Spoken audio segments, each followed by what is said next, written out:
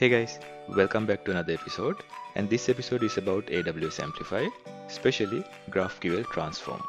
And today I'm going to give you an introduction to one of the latest features that is introduced to AWS Amplify library, that is function directives.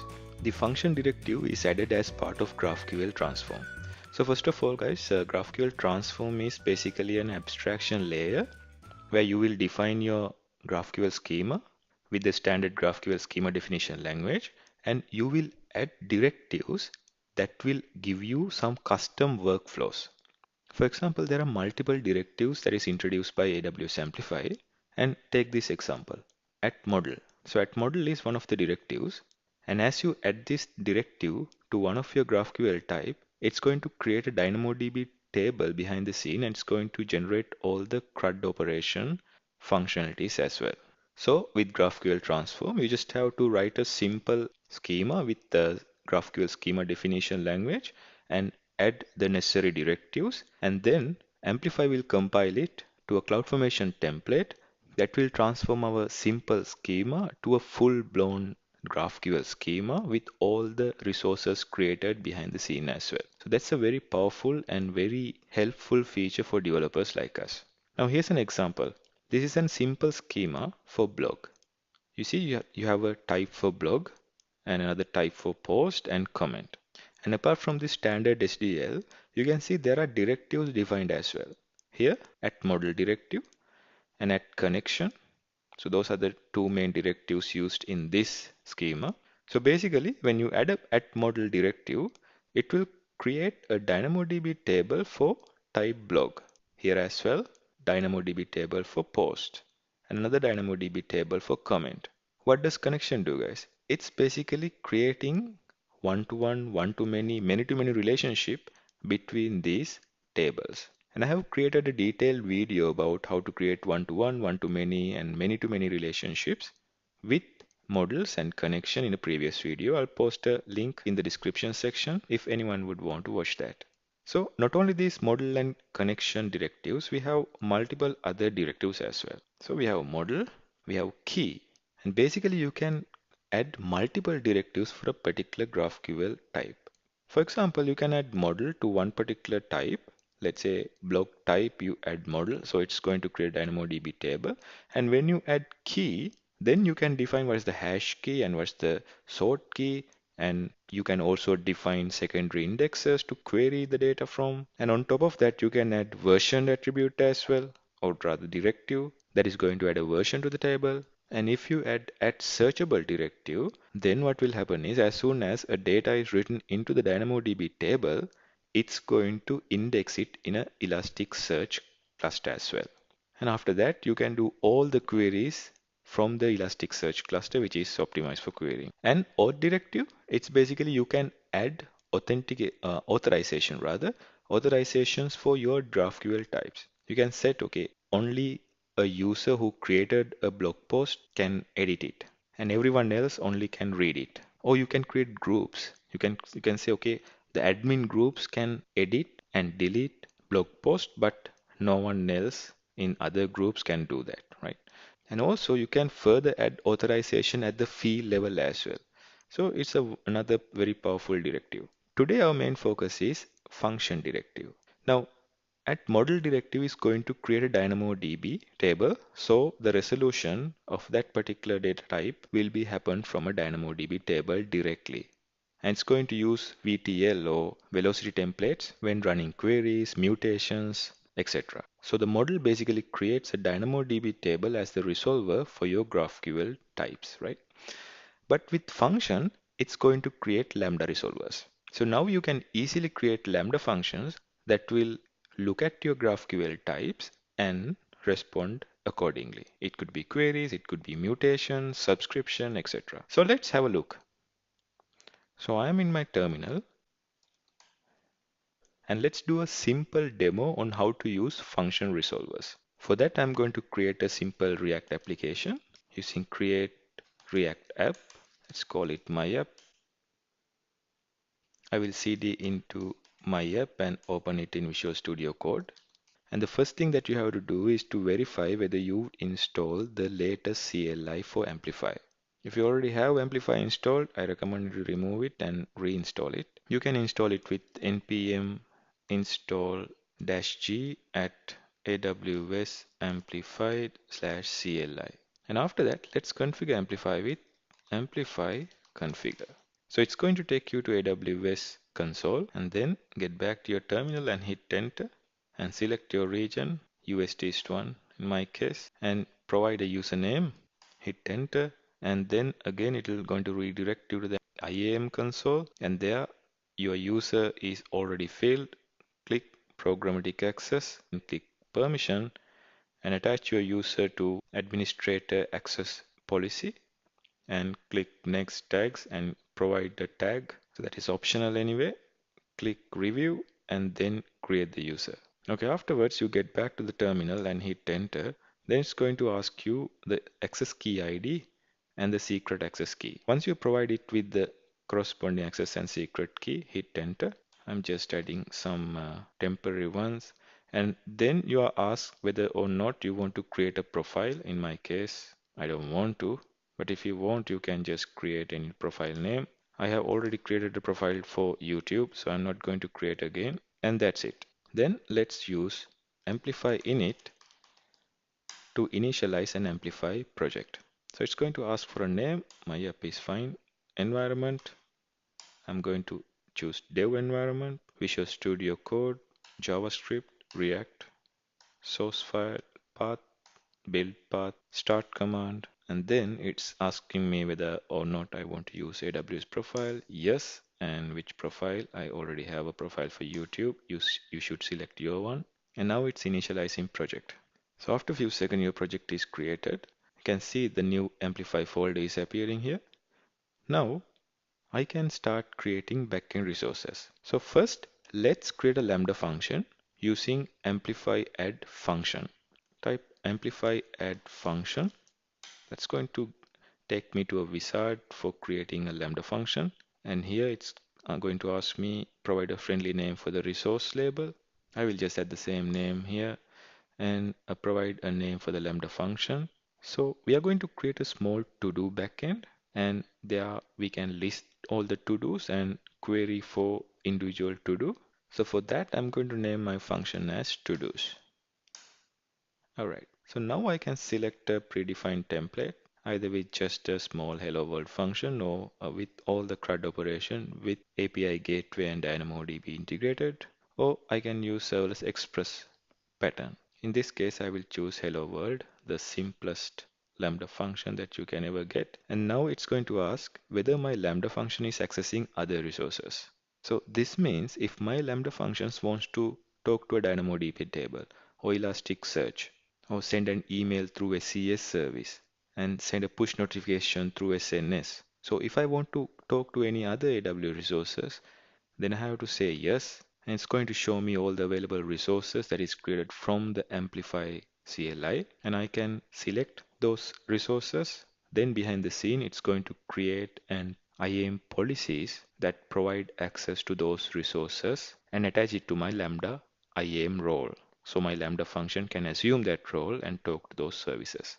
But in this case, my function will return some static data. So I will just say no here. And do I want to edit the Lambda function now? Let's say yes. So I'm going to copy paste a simple snippet of code. So let me replace this existing code with that.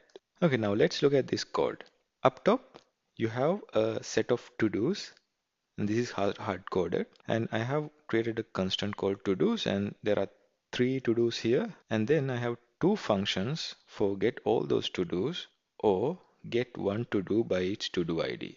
This is the to-do ID one, and this is the function that will return all the to-dos. And then I have another function, or rather an object, that's called resolvers. And in this resolver, you have one of these objects called query. And inside this query, you have to-dos and get to-dos.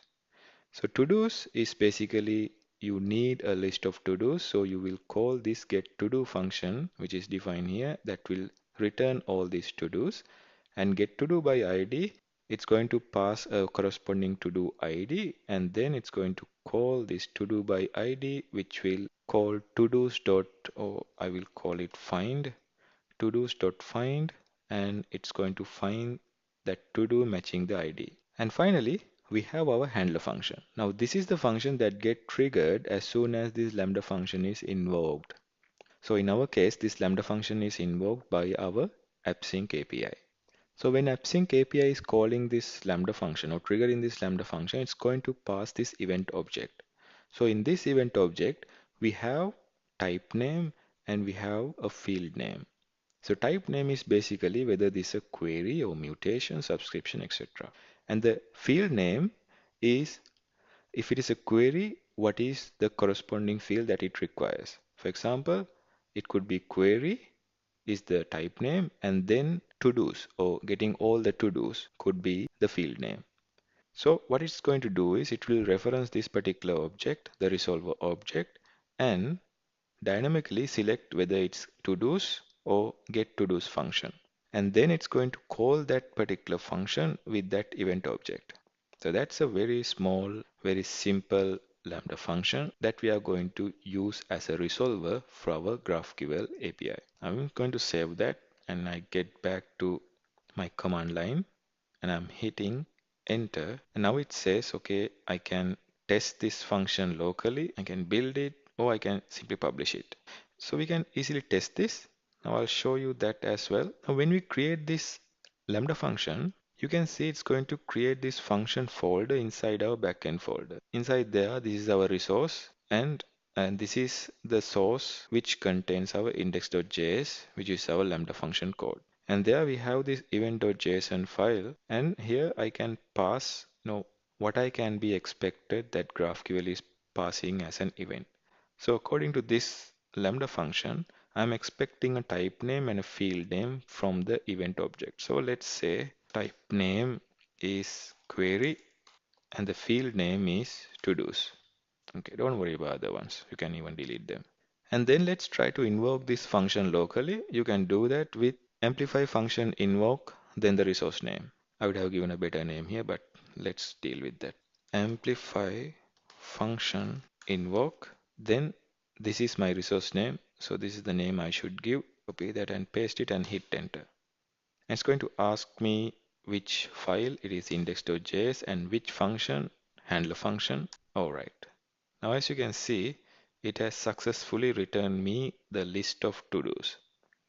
So my function seems to be working without an issue. All right. So now we only added our function. So let's link this function with our GraphQL API using function directive. For that, I'm going to add a GraphQL API with Amplify add API, hit enter, and I will select GraphQL, provide a name, my app is fine. Here, I'm going to select Cognito user pool, hit enter, and then I will select default configuration. Okay, I will say username is fine and hit enter again. Do I have annotated GraphQL schema? No. Do you want a guided schema? Yes. And then I can pick any of these options here, since we have only to do type, just a single object with fields, and hit enter. Do you want to edit it now? Yes. Okay, so it's going to open up the GraphQL schema here, schema.graphql file.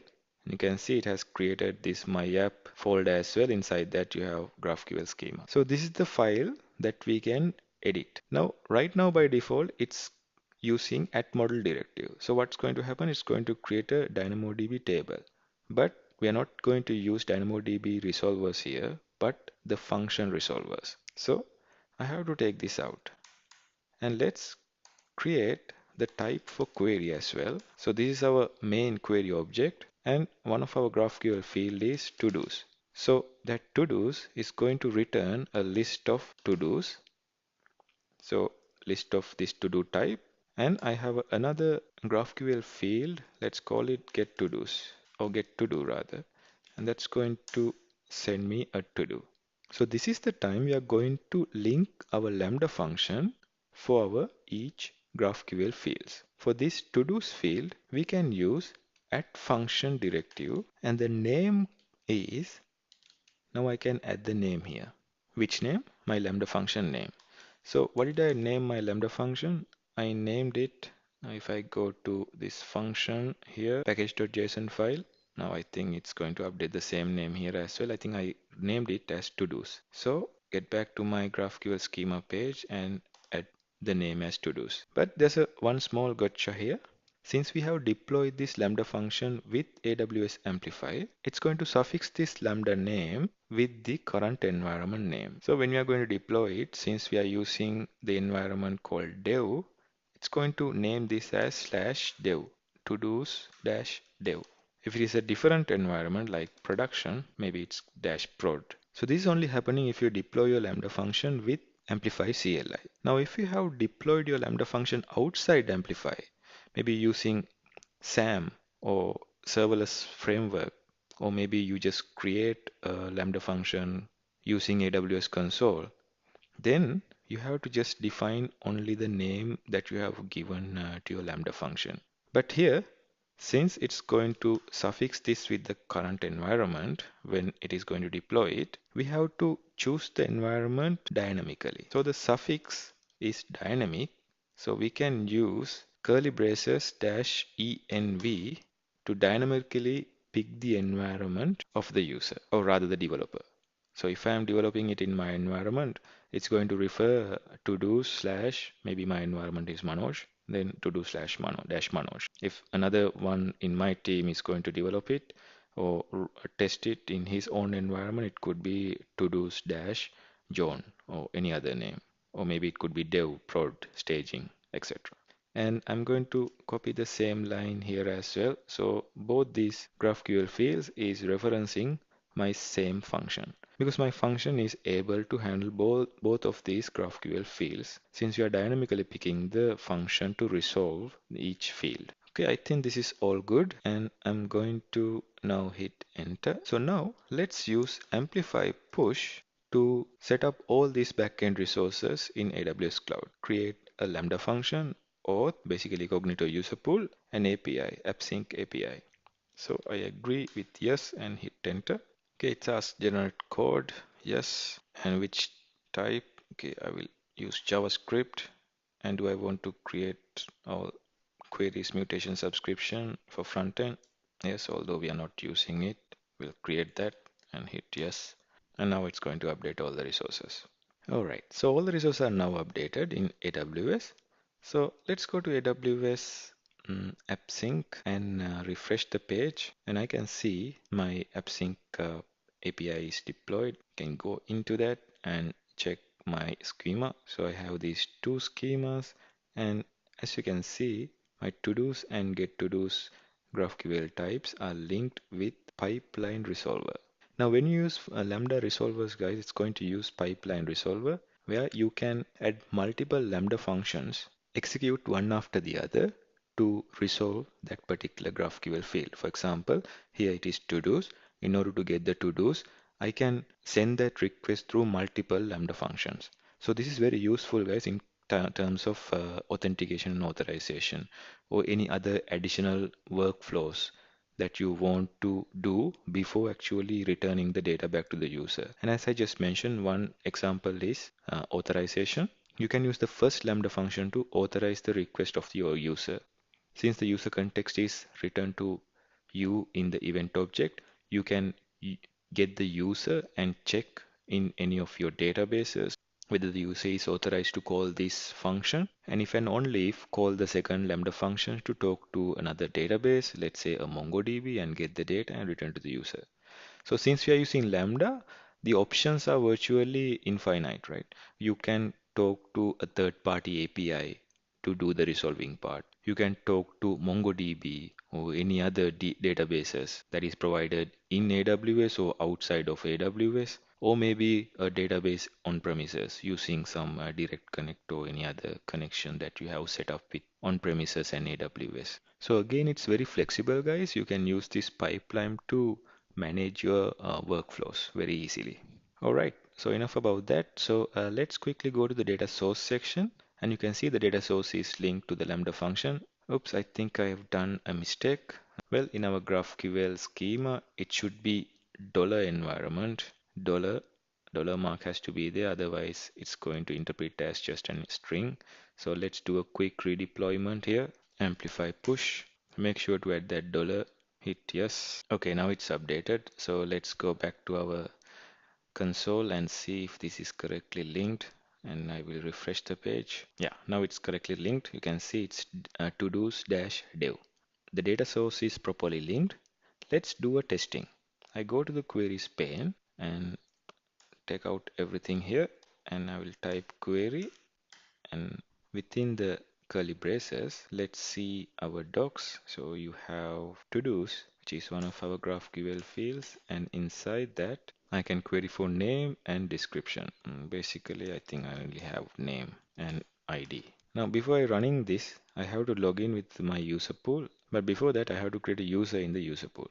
So I will go to Cognito and open it in a new tab. Click Manage User Pool, and I should see my user pool here. Click here and go to Users and Groups and click Create User, Manoj, or any username you want. And I don't need a mobile phone verification, but I need an email. I just add a mock email. Okay, and create the user. Okay, user is created. Now, one other input I need from the user pool is the client ID. For that, should go to App Clients here and make sure to copy the client ID from the client that does not have a client secret. Here, this does not have a client secret, but in the other app, it has a client secret. So just select the client ID, copy that, and get back to your console and click Login with User Pools. And here you are asked to enter the client ID and the password and click Login. I will add the same password here and log in again. Alright, so I'm now login as Manoj. So let's take that out again and type the query. And I'm going to call to-dos and hit play. There you go. I got all the to-dos from my Lambda resolver. So my Lambda resolver is correctly working. So I can check get to do by ID as well. So let's try to query to do number 2. It's get to do and open braces, or basically I have to pass the ID here, and ID is 2, and from there I'm going to request the name and the ID. Okay, I think I did a mistake again. So basically I didn't add this ID in my GraphQL schema. So I have to change that. Oh, sorry about that, guys. So I have to add ID of ID type. I will save it. Okay, and I do amplify push again. Okay, it's recompiled. That's too expensive mistake I just did. But anyways, let's get back to the Amplify AppSync console, and yeah, let's try to rerun the query. And this time I get it correctly. Okay, so I get the get to do's, and let's try ID number 1. Okay, wake up at 4, ID number 3. So it all works now. So this is basically what I want to show you in this video, guys. So in this simple demo, I just hard-coded all these values here, right? But these values can come from anywhere, from the MongoDB third-party API, like I previously mentioned. So with Lambda, resolvers gives you a lot of flexibility. And apart from that, Amplify easily allow us to use pipeline resolvers. For example, if you want to have an authorization code running before actually calling this function, I can simply have another Lambda function before this. So this could be my authorizer, right? And here also I can have it simply attached to here. So it will always first execute this Lambda function, and then the result of this function will be passed down to the other function. So it will execute this function serially, and that is what you called as pipeline resolver. And I think we can cover more about pipeline resolvers in another video. Okay, for this introductory video, that's it. And thank you very much for joining with me, guys. And have a nice day, and I'll see you in another video. Thanks.